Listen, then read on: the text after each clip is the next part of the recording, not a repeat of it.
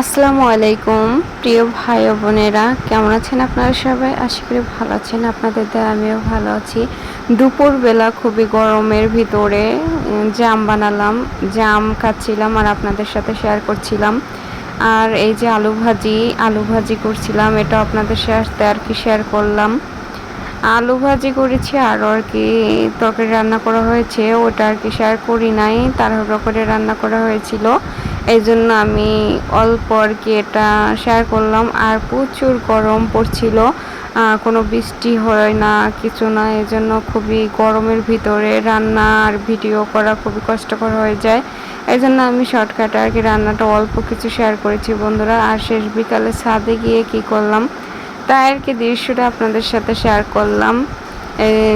যে ভাবলাম যে বন্ধুদের সাথে একটু শেয়ার করি।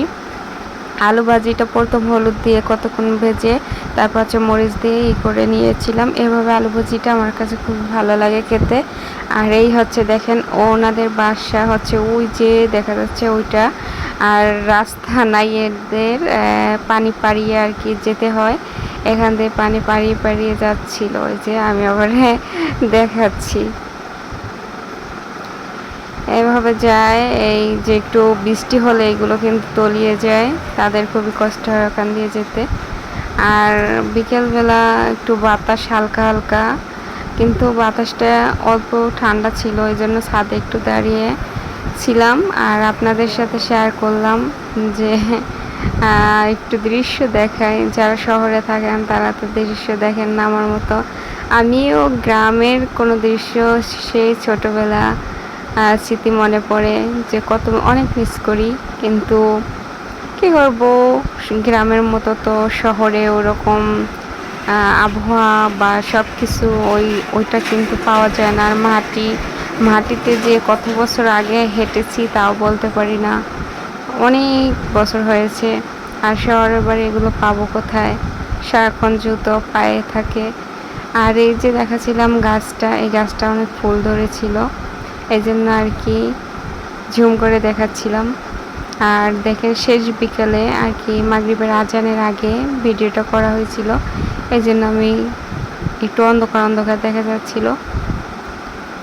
আর এই অ্যালোভেরাগুলো হচ্ছে রোদ্রে একদম শুকিয়ে গেছে, কি বলবো। রোদ্রে তো আমরা মানুষ, তাই বিল্ডিংয়ের নিচে থাকতে পারতেছি না। আর এইগুলো তো রোদ্রে থাকে, শুকিয়ে যাবে না কেন বলেন? কোনো বৃষ্টি নাই, কিছু নাই।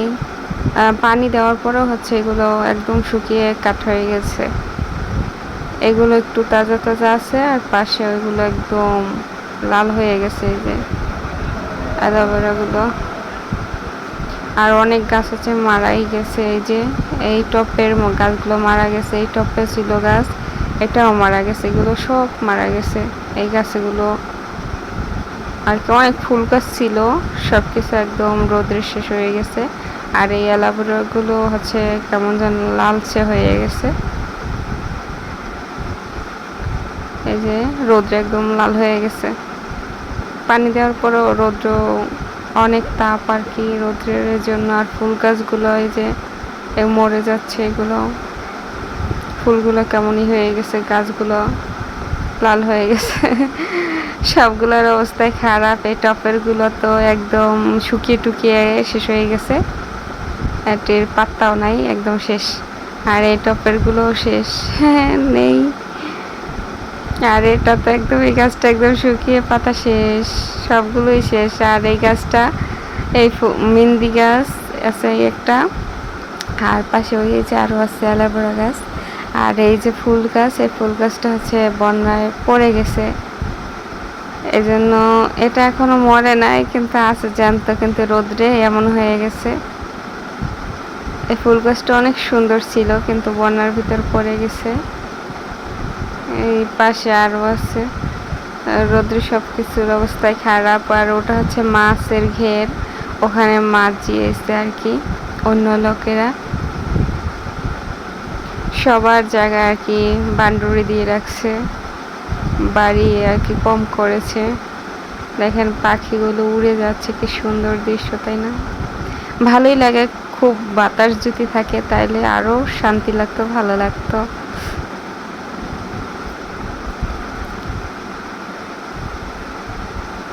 এই মেহেন্দি গাছটা অল্প অল্প আর কি পাতা ছাড়ছে, কিন্তু রোদ্রে হয়ে যাচ্ছে, কেমন অবস্থা, এটারও খারাপ হয়ে গেছে।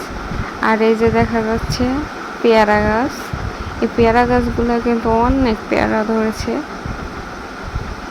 এই যে পেয়ারা গাছগুলো অনেক পেয়ারা ধরেছে, ছোট ছোট আর কি, এখনো বড় হয়নি। অনেক উপর দিয়ে দেখাচ্ছে তো এই জন্য দেখা যায় না, কিন্তু ছোট ছোট অনেক হয়েছে। আর ওই যে ওইগুলো হচ্ছে জমি, অনেক বিক্রি করবে মানুষ। লাল হয়ে গেছে অ্যালোভেরা গাছটাও। আর ফুল গাছটা মনে হয় এটা বাঁচবে না, এটা একদম পড়ে গেছে আর শুকিয়ে যাচ্ছে। এই যে পাতাগুলো কেমন হয়ে যাইতেছে।